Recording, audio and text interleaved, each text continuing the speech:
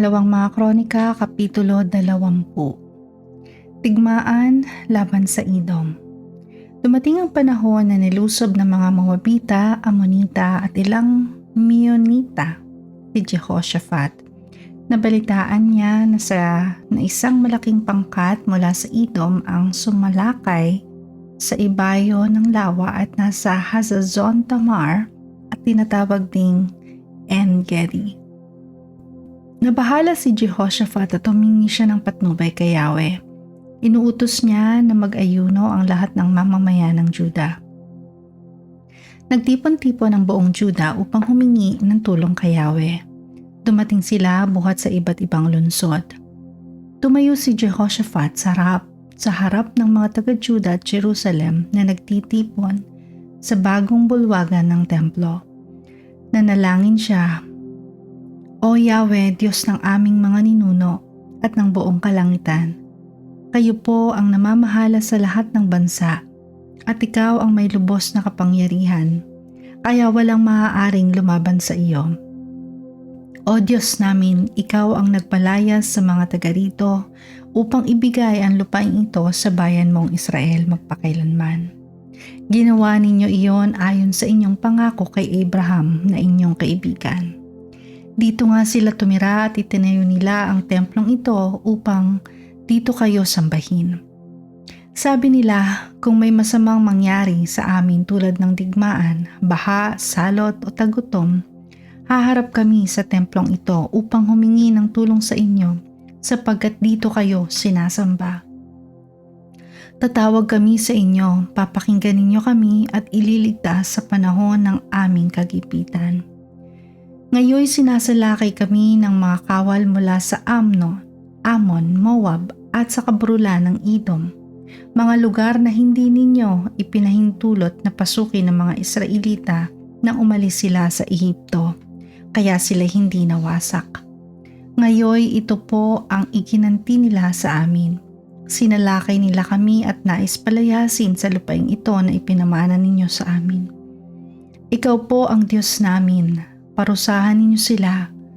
Hindi namin kayang labanan ang ganito karaming hukbo.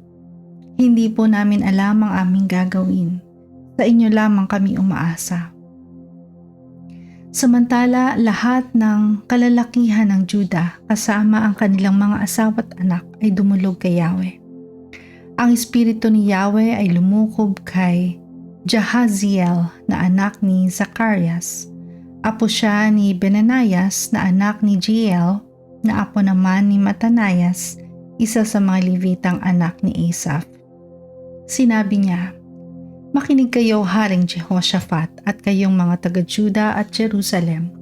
Ganito ang sinasabi sa inyo ni Yahweh. Huwag kayong matakot ni masiraan ng loob dahil sa maraming kaaway. Ang Diyos ang makikipaglaban at hindi kayo. Harapin ninyo sila bukas sapagkat aahon sila sa Ziz. Makakasagupan ninyo sila sa may dulo ng libis sa silangan ng ilang ng Jeruel. Hindi na kayo kailangang lumaban. Manatili na lamang kayo sa inyong kinatatayuan at maghintay. Makikita ninyo ang pagtatagumpay ni Yahweh para sa inyo. Kaya hindi kayo dapat matakot ni masiraan ng loob. Harapin ninyo sila bukas sapagkat si Yahweh ang kasama ninyo." Si Jehoshaphat at ang buong Juda at ang mga mamamayan ng Jerusalem ay nagpatira pa at sumamba kay Yahweh. Tumayo naman ang mga Levita sa angkan ni Kohat at Korah, at sa napakalakas na tinig ay nagpuri sila kay Yahweh, ang Diyos ng Israel.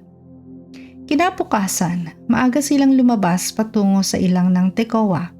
Ngunit bago sila umalis, sinabi sa kanila ni Jehoshaphat, "Pakinig kayo mga taga-Juda at Jerusalem.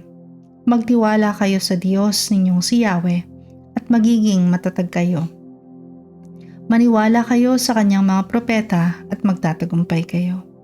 Matapos niyang paalalahanan ang mga tao, pumili siya ng mga awit at magpupuri kay Yahweh dahil sa kanyang kahanga-hangang kabanalan.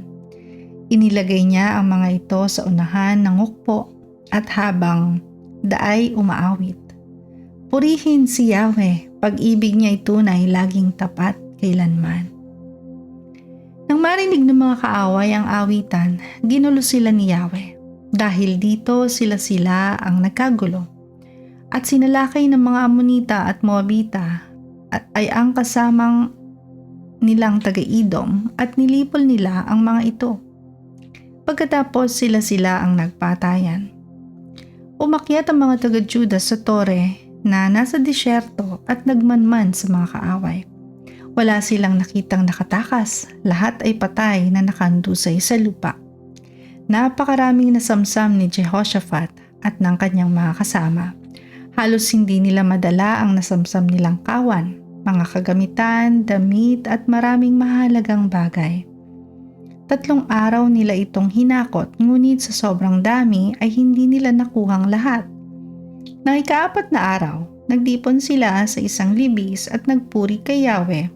Kaya simula nooy tinawag na libis ng Beraka ang lugar na iyon, sa pangunguna ni Jehoshaphat.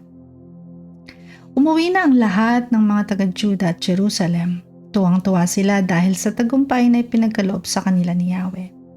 Pagdating nila sa Jerusalem ay tumuloy sila sa templo kasabay ng tugtog ng mga alpa, lira at trompeta. Mula noon ang lahat ng kaharian at bansa ay natakot nang malaman nila kung paano tinalo ni Yahweh ang mga kaaway ng Israel. Naging tahimik ang buong nasasakupan ni Jehoshaphat at binigyan siya ng Diyos ng kapayapaan sa buong kaharian. Ang buod ng kasaysayan ni Jehoshaphat. 35 taong gulang si Jehoshaphat nang magsimula siyang maghari. At namahala siya sa Jerusalem sa loob ng 25 taon. Ang ina niya ay si Azubah na anak ni Silhi. Tulad ng kanyang amang si Asa, ginawa niya ang mabuti sa paningin ni Yahweh. Gayunman, nanatili pa rin ang mga dambana ng mga pagano. Hindi pa lubusang nanumbalik ang mga tao sa Diyos ng kanilang mga ninuno. Ang iba pang ginawa ni Jehoshaphat buhat sa simula hanggang wakas ay nakasulat sa kasaysayan ni Jehu na anak ni Hanani na bahagi ng aklat ng kasaysayan ng mga hari ng Israel.